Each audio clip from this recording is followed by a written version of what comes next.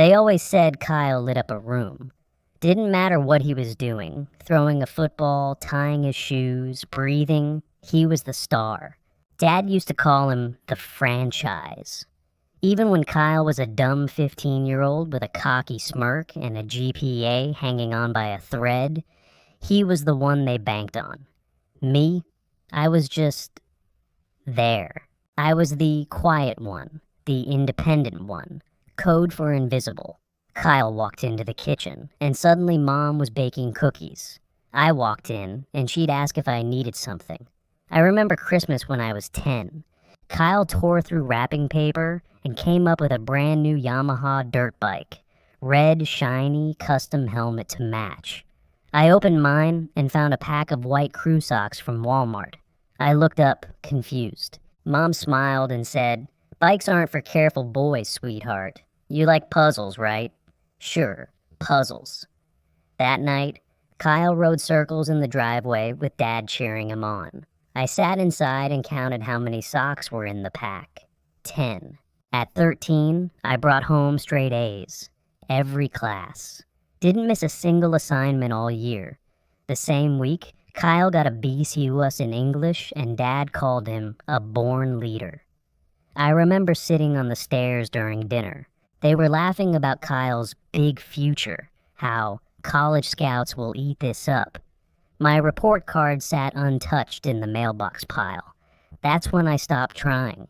By high school, I gave up chasing their attention. I found my thing. Machines, coding, games, stuff that followed rules. I like that. If a system failed, you could trace it, fix it. No politics, no favorites. I used to take apart old radios I found in junk shops. I built my first PC from scraps I begged off neighbors. The fan buzzed like hell, but it worked. At dinner, I'd talk about what I was building. Servers, automation scripts.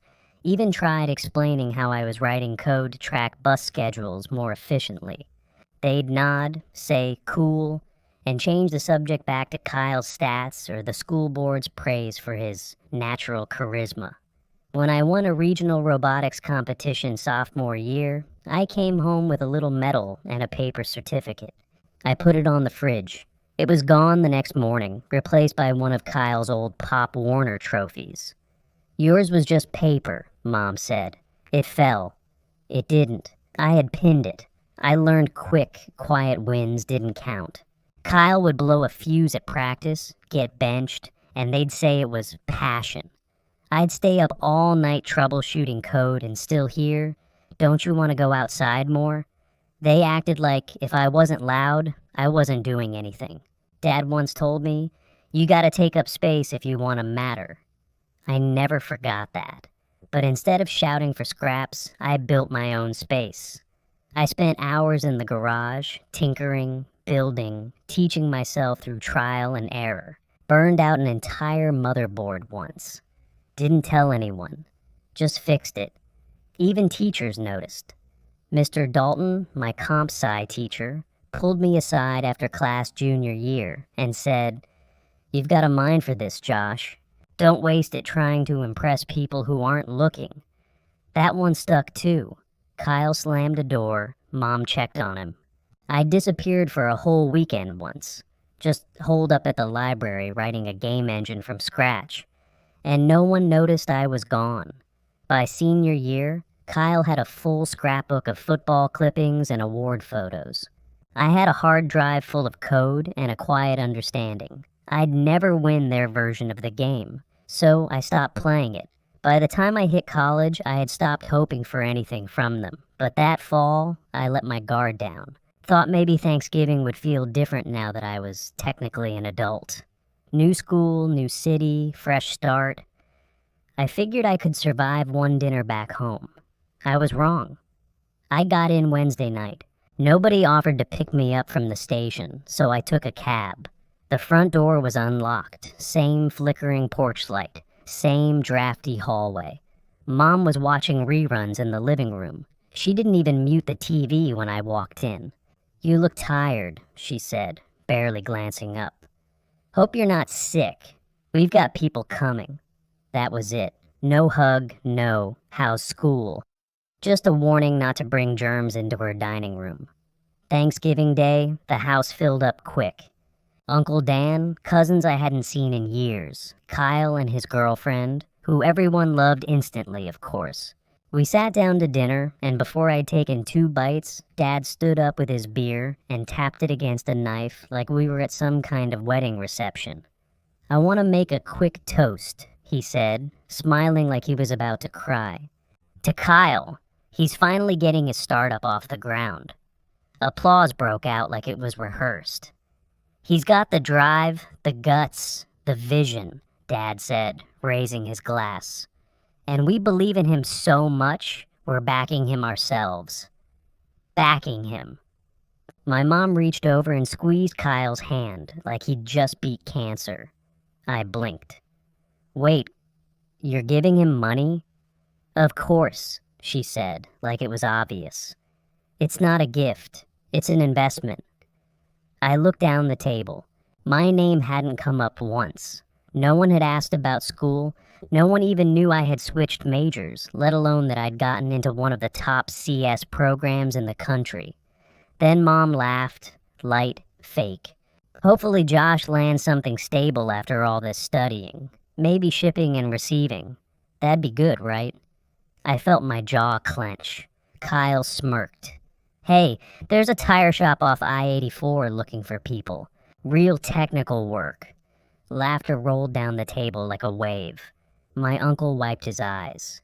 I didn't say a word. Didn't tell them I'd just landed a full-ride scholarship. Didn't tell them I was interning remotely with a Seattle-based AI research group. Didn't tell them anything, because what was the point? I could have pulled out the acceptance letter and stapled it to Kyle's forehead, and they still would have laughed harder at the damn tire shop joke. I took a bite of stuffing that tasted like glue and counted the seconds until it'd be over. Brian, the only cousin who ever looked me in the eye, leaned over and said, "They're clueless, man. You good?" I nodded, but I wasn't. That night, I lay on the crusty old pull-out couch in the den, staring at the ceiling fan rattle like it was about to fly off. I thought about how hard I'd worked, about how I'd taught myself to code in that same house, in silence, while they threw birthday parties for Kyle's C+ report cards. And now I was chasing down real wins, real future, full ride, big city, real shot. Didn't matter. In that house, I'd always be the other one, the placeholder. A few weeks later, I left for Seattle and didn't come back. Not for Christmas, not for birthdays, not even when Grandpa died. And not because I was bitter, because I finally got it. They weren't going to see me. So I stopped showing up. I landed in Seattle with a duffel bag, a laptop, and $300 to my name. It was raining sideways when the bus dropped me off at the dorms. Welcome to the Pacific Northwest, I guess. My room smelled like dust and old socks. One window, no curtains. Radiator that clicked all night, but never got warm. I laid on the bare mattress that first night in my jacket, staring at the ceiling like it owed me something. I didn't complain. I was used to cold places. I picked up a night shift cleaning floors at a 24-hour gym off campus. Polished mirrors, scrubbed toilets, emptied trash, while frat boys stumbled out the doors still half drunk. Took 18 credits that first semester. Didn't drop a single class. I lived on gas station burritos and vending machine coffee. My phone bill got paid because I started fixing busted laptops in the common areas. Charged $20 a job. More if the kid was panicking. Weekends, I helped freshmen with their C++ assignments. Never advertised, just let the work speak. Word got around. I didn't go to parties, didn't hang out, didn't waste time. I built. By junior year, I'd caught the attention of one of the cybersecurity professors. Guy used to work for a private defense firm. He connected me with a small company downtown that handled secure systems for hospitals and government vendors. They brought me on as an intern, and I was the only person under 30 in the entire office. I didn't ask questions. I didn't pitch ideas. I kept my head down and wrote clean, fast, reliable code. they started giving me more, then more. By the end of senior year, they offered me a full-time spot. No interview, no competition. I took it. Moved out of the dorms and into a 2-bedroom with 2 guys I'd met through work, Nate and Jamal. Both older, both solid. We split rent, split groceries, argued about dishes, and lived off ramen and frozen pizza for months. But it felt like freedom. No one asked me why I didn't call home. No one brought up Kyle.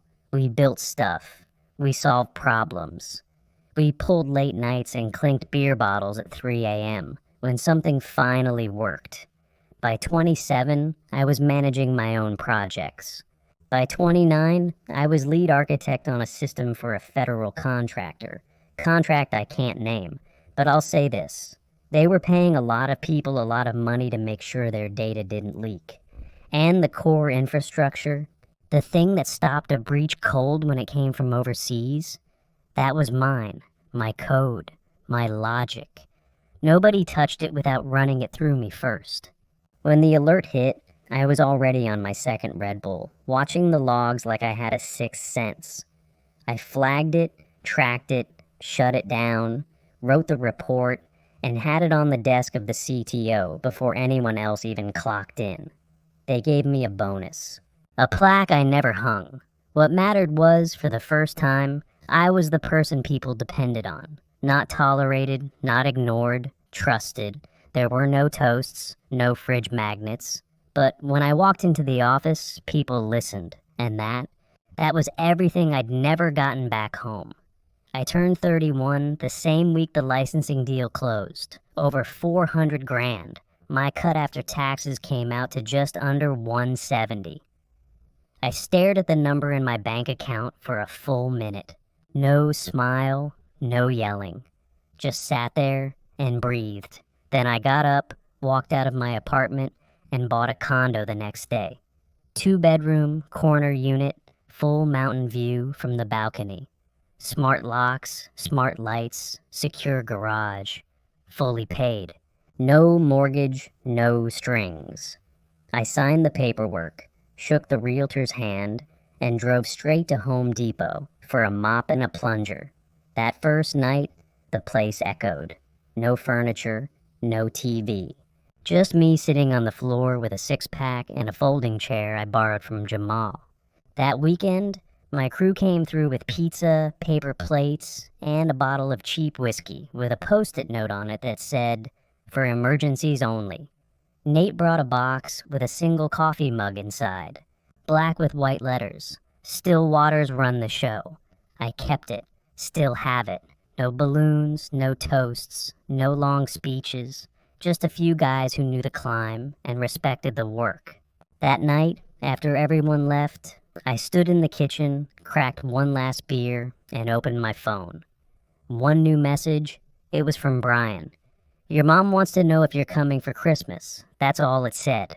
Not, "How are you?" Not, "We miss you." Not even a damn emoji. Just a dry, flat, recycled family obligation. I stared at it. Didn't reply, not right away. I walked through my new place instead. Bare floors, blank walls, the buzz of possibility in every corner. This wasn't luck. This was mine. Every night shift. Every ignored holiday. Every time they called me quiet like it meant less. I built something they never even thought I was capable of. And still, part of me stood there waiting for a better message. Something more than just "come home." But I knew better. This wasn't about them. It was about me. If I went back, it wouldn't be for closure. Wouldn't be to make peace or prove anything. It'd be to see it clearly, once and for all. To walk into that house with nothing left to hope for. Nothing left to earn, just facts. So I grabbed my phone, sat down on the cold floor, and opened my calendar. I pulled up to the house around 4 on Christmas Eve. Same peeling siding, same dead weeds choking the walkway. That busted plastic Santa still nailed to the roof, like it had survived a war and nobody had the heart to take it down. I sat in the car for a second, staring through the windshield. No lights on outside. Just gray sky and a porch light flickering like it might quit at any second. When I knocked, Mom opened the door like she forgot who she was expecting. One-armed hug, no eye contact. Her perfume hit like something expired. "Well, look who made it," she said flat. I stepped inside. The carpet was the same. The furniture looked like it had lost the will to live. Kyle's voice echoed from the dining room before I even took my coat off. "Babe, get the ginger ale. Mom gets dizzy if she stands too fast," he said, all charm and volume. Everyone was already there. Brian, a few cousins, Aunt Cheryl, Dad, Kyle's pregnant wife, Sarah, I think, and a whole lot of fake cheer. As soon as I walked in, Kyle made eye contact and gave me that smile he's been using since middle school, the one that said he already won. "Josh," he said loud, like he owned the room. "Thought you weren't doing holidays anymore." I changed my mind. "Bold," he said, walking over. "You know the rules. Once you go rogue, the door's not always open. Guess you're lucky I knocked." He laughed like I was joking. Dinner wasn't ready yet, so people stood around picking at deviled eggs and cheese cubes. Kyle held court in the middle, telling stories about his new app like it was already changing the world. I kept to the edge. No one asked about me. No, how's work? No, what have you been up to? When Mom finally gave the tour, like I'd never lived there, she pointed to the den and said, "We made the couch up for you. Hope that's okay.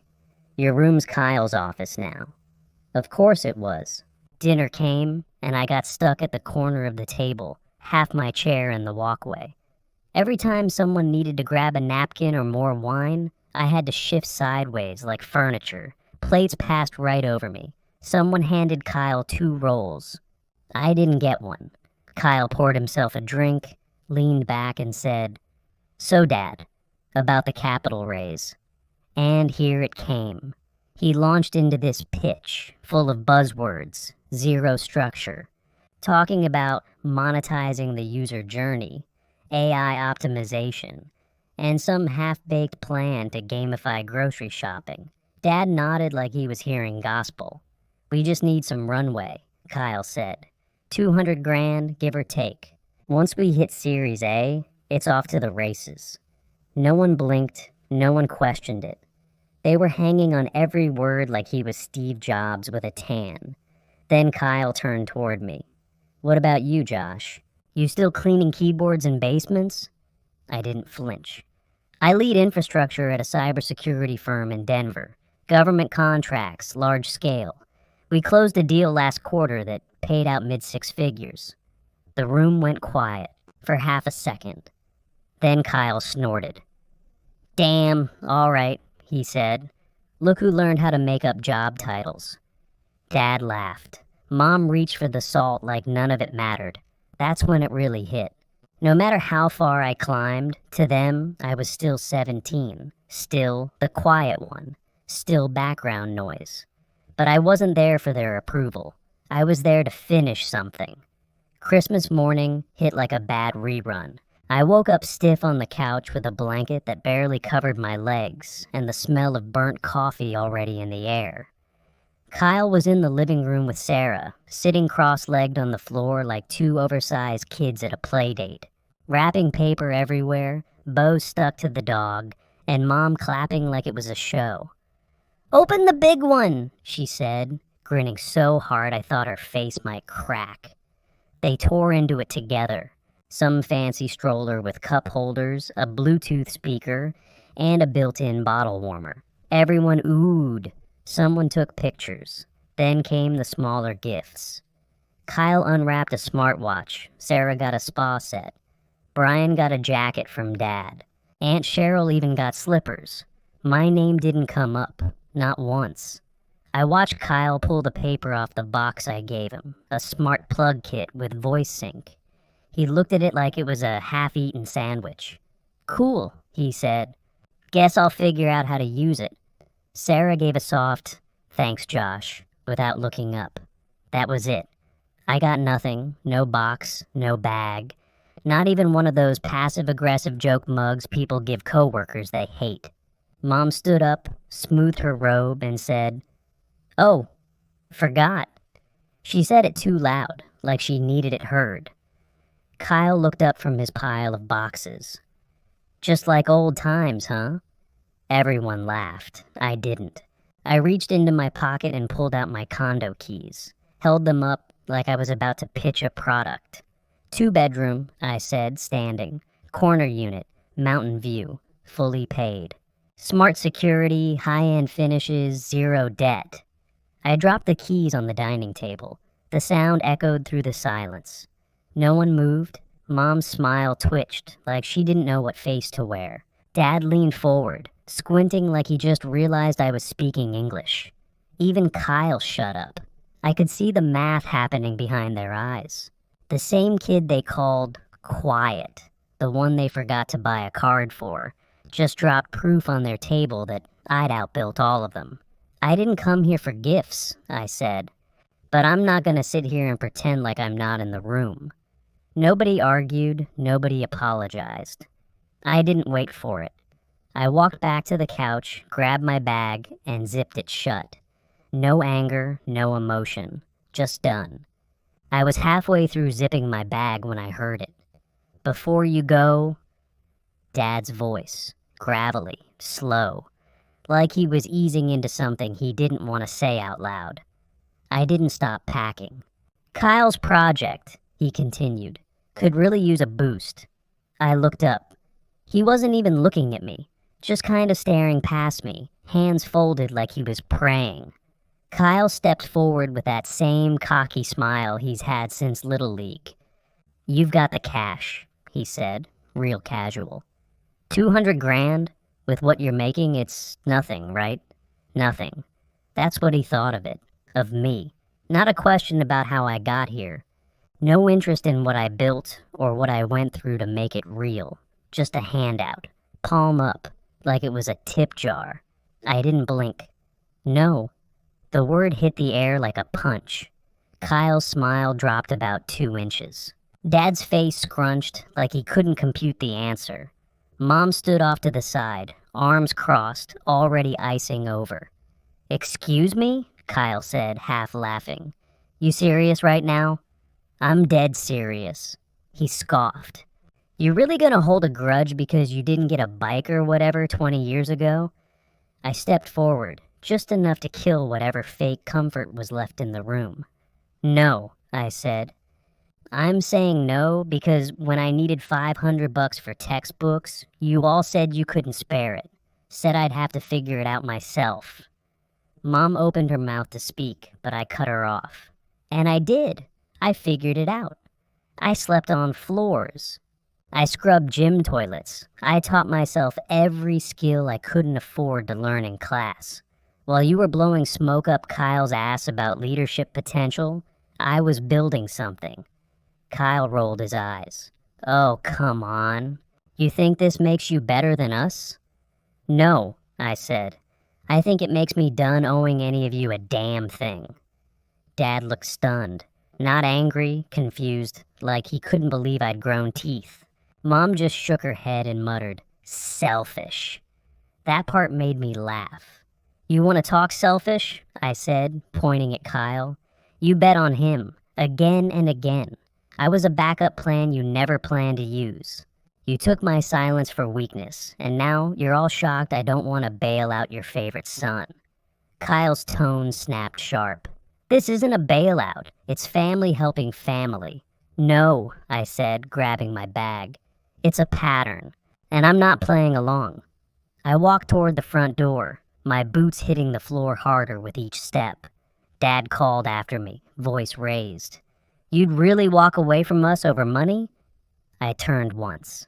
"It's not the money," I said. "It's the disrespect. It's the history. It's the fact that I showed up finally and still, nothing's changed.